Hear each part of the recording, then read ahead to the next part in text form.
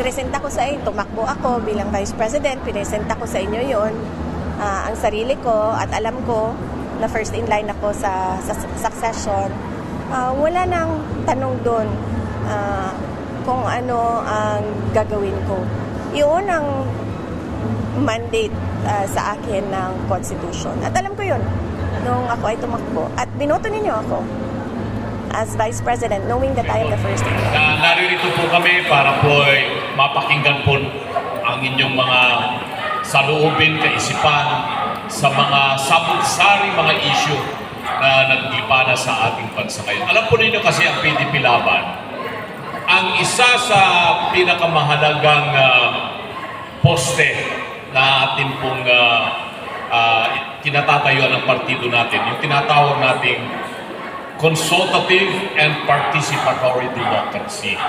Ito lamang po yung partido sa Pilipinas na kumukonsulta at tinatanong ang mga ordinaryong mamamayan para makilahok sila, makialam sila sa direksyon ng partido ng PDP. Para alam po namin kung ano po yung mga gagawin namin at mabanggit din po namin sa buong bansa na ito ang saloobin ng mga kababayan natin. Kaya kami naririto para po sumangguni sa inyo, magkonsulta at yung partisipasyon po ninyo ay mahalaga. At bago ko po ibigay po sa inyo itong mikropono at mapakinggan ng bawat isa sa inyong nais magsalita, maikling pananalita lamang galing po kay Undersecretary Astra Pimentel-Nay. Magandang hapon muli sa ating lahat. At bago ako magbigay ng konting salita, i-acknowledge lang natin nandito po yung mga leaders ng UPI, the retired Colonel Natran, and also the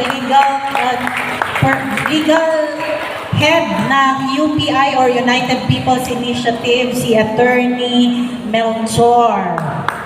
Attorney Melchor Magdamo. Ayan. Salamat sa pagdating. Alam nyo, ito yung issue ngayon eh.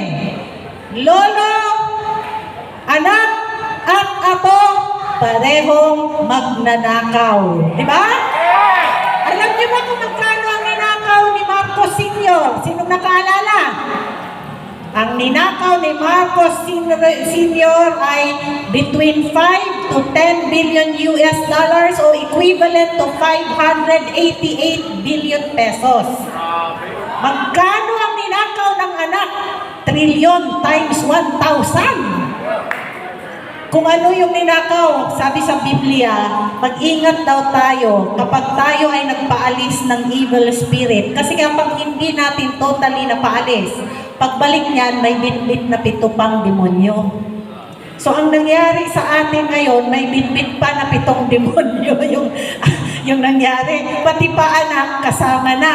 So, nag-deny yung anak ngayon. Pero, may listahan. Ang tanong ko sa inyo, kasi kayo ito eh, naniniwala ba kayo na sinungaling si Saldico? Hindi. Hindi natin pinapawalang sala si Saldico. Ang sinasabi natin, pakinggan dahil siya ang nandoon sa loob ng kusina. Hindi maaari magsinungaling si Saldico dahil siya mismo ang involved at siya yung inutusan. Natataranta na ba ang Malacanang? Yes! Tarantang-taranta na. Kaya nga parang hindi na natin nakikita si Auntie Claire.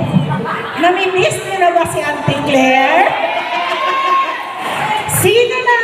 Sino na ang nagsasalita pagkatapos ni nung kapihan natin? Sabi ni Malutikia, hoy, mag-resign ka na because you are not functioning as a public information officer.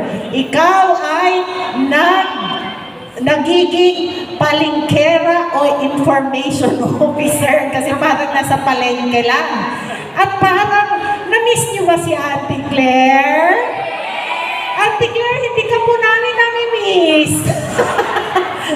Sino ang pumalit sa kanya bago si Pangulong Marcos? nagpalit sa kanyang spokesperson, parang si Senator Lacson. Senator Lacson, ikaw ba yung interesado maging junta leader?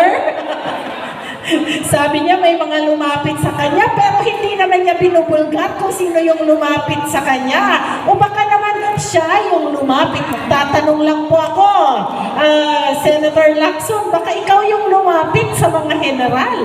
At ikaw ang nag-propose sa kanila kasi hindi mo sila mapangalanan. So, challenge natin mga kababayan para kay Senator Lacson, name names, matapang ka, di ba? Dapat pangalanan mo kung sino-sino ang mga yan. So ngayon, mayroong bagong spokesperson, yung Pangulo na natin ang nagsasalita. Sana lang ay hindi niya makalimutan yung kanyang mga sasabihin kasi nakikita natin na anong sabi ng kanyang ate? Ang sabi ng kanyang ate, 4 na beses tumitira sa isang araw. At least, 4 na beses tumitira ng coke ang kanyang kapatid. Sabi ng kanyang kapatid, ay hindi na yan yung aking sister. Sabi naman ng kanyang sister, ako ito, gusto ko nga, mali ako. Ang kanilang away, sabi nila, dapat daw hindi. Sabi ni Bongbong Marcos, hindi daw sila dapat naglalabas sa publiko. Teka lang, Pangulong Bongbong Marcos, kailangan yung maglabas sa publiko dahil nagpapili ka sa masang Pilipino bilang presidente ng ating bayan. Tama ba mga kababayan? Sino ba ang nagpromeso ng 20 pesos na bigas? Kami ba o siya? Sino ba ang nag-promise ng 1 million houses kada taon? Bangag, ilan na ba ang bahay na natayo dito? Inanod na ng baha dahil ang pinamigay nila ay kasya lamang para sa doghouse. Naalala nyo, namigay sila ng yero at saka dingding. Parang doghouse lang yata yung gagawin ng ating mga kababayan na nabahaan. Bakit tayo nandito sa Quezon City ngayon?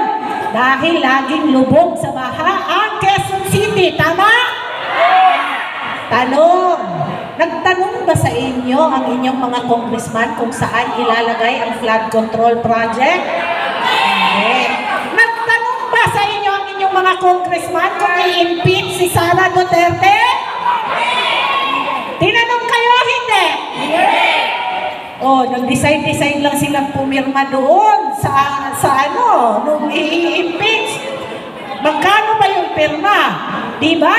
Sabi pa ni Saldi ko, nag-deliver siya ng mali-maleta noong March 11 kung kailan kinidnap si Tatay Digong. Imagine niyo isang delivery lang, di ba? 588. March 12, nag-deliver ng pera. Bakit tayo nandito? Kasi kailangan marinig ng taong bayan na hindi tayo pwedeng manahimik. Dahil tayo ay Pilipino. Matapang ba ang Pilipino? Matapang tayo pero natatakot tayong lumabas sa rally. Kaya ako ay nagagalak dahil ngayon ay nandito tayo. Laking pasasalamat natin sa United North Fairview sa pagpagamit ng kanilang open hall dito. Dahil palakpakan naman natin yung Homeowners Association. Mga kababayan, tayo ay dapat gising, tayo ay dapat hindi pipi, hindi bulag, at hindi bingi sa mga katotohanan na papalibot sa atin. Bakit Kongreso ng Mamamayang Pilipinas